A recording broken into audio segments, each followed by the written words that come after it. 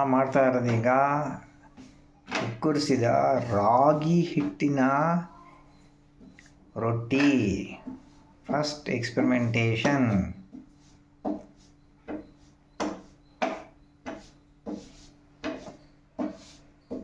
ಒಂದು ಲೋಟ ನೀರಿಗೆ 1 ಲೋಟ ರಾಗಿ ಹಿಟ್ಟು ಹಾಕ್ಬಿಟ್ಟು ಒಂಚೂರು ಬಿಸಿ ಆದ ತಕ್ಷಣ ಉಪ್ಪು ಎಣ್ಣೆ ಹಾಕಿ ಉಕ್ಕರಿಸ್ಕೊಂಡು ಚೆನ್ನಾಗಿ ಲಟ್ಟಿಸ್ಕೊಂಡು ಮಾಡಿದ್ರೆ ಫಸ್ಟ್ ಕ್ಲಾಸ್ ಆಗಿರೋ ಉಪ್ತಾ ಇರೋ ರಾಗಿ ರೊಟ್ಟಿ ತಯಾರು.